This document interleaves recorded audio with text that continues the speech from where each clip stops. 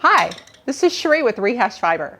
Today I'm going to teach you how to use hand combs to process your fiber for spinning. And then I'm going to take it one step further and teach you how to use your hand combs to rescue some fiber that has been felted.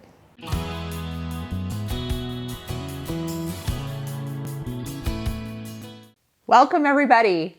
I want to share with you all about using hand combs for preparing your fiber for spinning. It, in and of itself, can be a very relaxing, fun process to see your fiber get so organized, and then you know what's coming next. You're going to get to spin it. So hand combing is great for wool, and for longer wools, around 3 inches or so. And it just prepares your fiber into a nice combed top so that you can spin a semi-worsted wool that is smooth and durable. And it's just a whole lot of fun. Now what it does is it takes out the VM, the noils, and some of the smaller fibers. You do end up getting a fair amount of waste. However, that is not completely wasted. So I'm going to tell you what I do here. I always have 3 bags or 3 containers ready for when I am using my combs.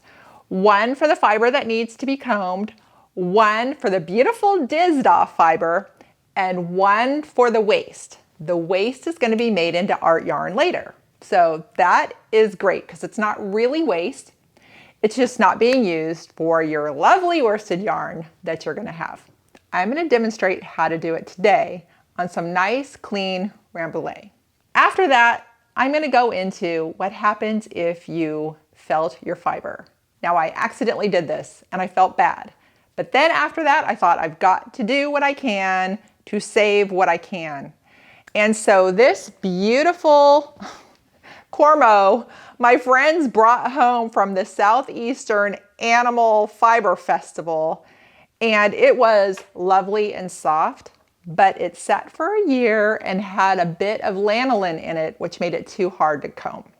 So what I did is I went ahead and washed it like I would most wools, but I wasn't very tender with it, and I remember letting the water run over it. Whatever happened to it, it got felted. It is hard and dense, and I'm pretty sad about it. But what I did is, first of all, started with getting a lot of patience ready, and then doing the combing process.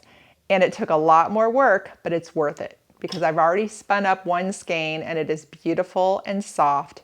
And I also have a bin of all the waste that is soft and it will be used. So I'm going to show you both right now.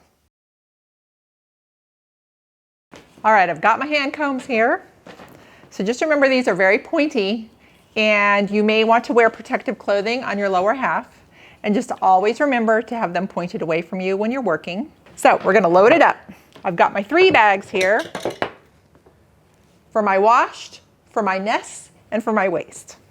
So I've got this lovely rambouillet.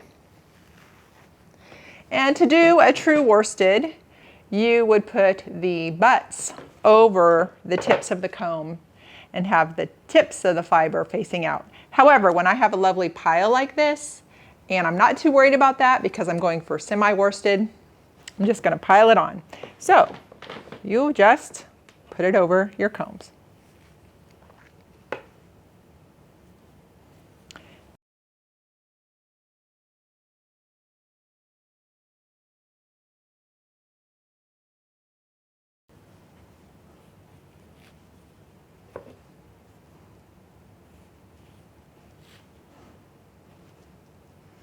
This fiber feels wonderful. Okay. I hold the comb in my left hand, points are up. This comb in my right hand, I am supporting with my thumb and my hand, and I'm combing away from me, and I'm starting from the out and working my way in. And it's very gentle. This almost can feel kind of soothing. Ooh, you just see the beautiful fiber get combed. So nice.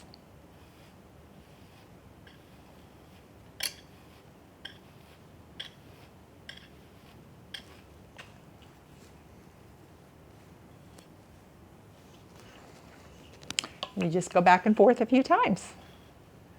until you feel it's all organized. This is not going to take much because it's really nice. So just a little tip, if you come across a dense spot that's hard to get through, go very gentle, work it with your tips, because if you go against something and you're fighting it and then this thing cuts loose, it just might poke whatever's in your vicinity. And again, please keep the tips away from body parts, facing away. I had a stumble one time, I don't know what I was doing, but one of these went into my arm, super easy. I had a hole.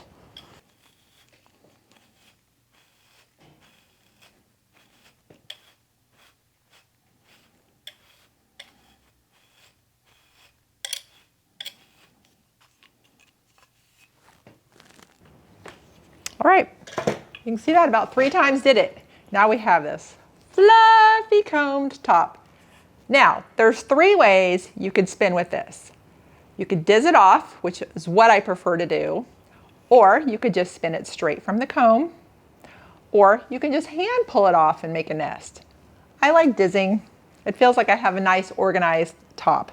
So what I'm going to do is I pull just a little bit to get it loose from the combs, because I don't want to have to be doing this while I'm trying to work the diz too. All right, here we go. Got my nice shell diz.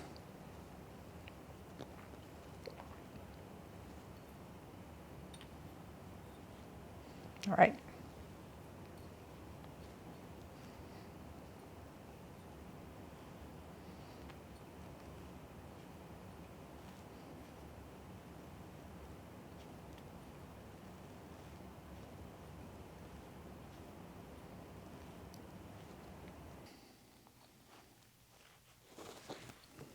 Woo, look at that comb top. All right, and I'm gonna roll that up into a nest. Gets me so excited for spinning it. And there we have it. Oh, beautiful.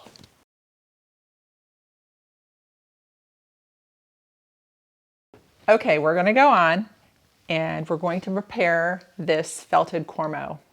As you can see, it's very dense and it's not in its cute little lock structure anymore, but we're gonna work with it and we're gonna make it usable. Got my comb set down stationary for this one because this is a little bit thicker and harder. I am just putting each bundle on there. I'm not worried about which is butt, which is tip, just separating enough so that I could get it onto the comb. I'm not going to overload the comb either because it's already got a lot of dense fiber on it and I don't want to make it any harder. All right. So what we're going to do, same concept. I'm just going to start towards the out and just start gently combing it. If there's any pulling, I am not going to yank. I'm just going to try to work through it. And always keep the comb tips away from me or anybody or anything else close nearby. Like when my dog comes and lays down at my feet, I'm like, no, not while I'm combing. That could be dangerous.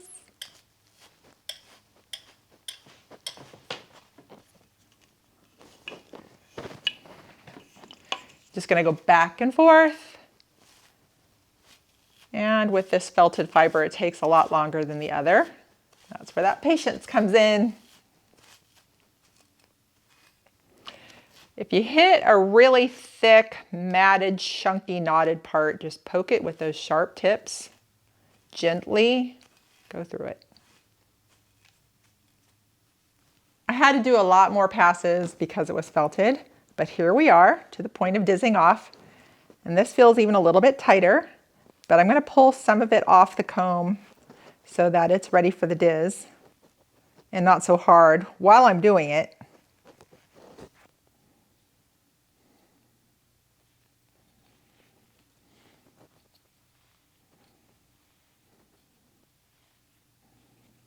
See, it's worth it. It's really nice now that it's being dizzed off this.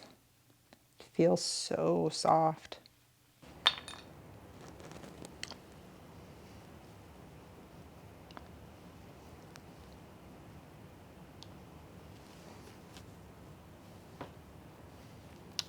And there we go. roll it up for another nest. And the cornrow is ready to spin, and it's worth it. So that's how you do it. That's how you comb your wool and make lovely comb top for spinning. It's worth it. Here's the skein that I told you about of the felted cornrow and that I worked through, and it was really worth it because this is soft as heaven and bouncy.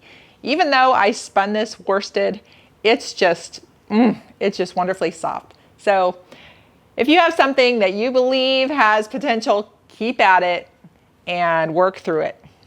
All right, so the fun thing for today is each morning on Instagram, I usually see a post from Slip Stitch. So you can find this fiber artist at Slip Stitch, and she actually has slipstitchstudios.com. But what she does is every other post is some funny saying about fiber art. And I enjoy it because I'm like, they're great. So if you go on Instagram, just check her out and see the funny statements because they're things we can all agree with. And so I enjoy that little bit of fun.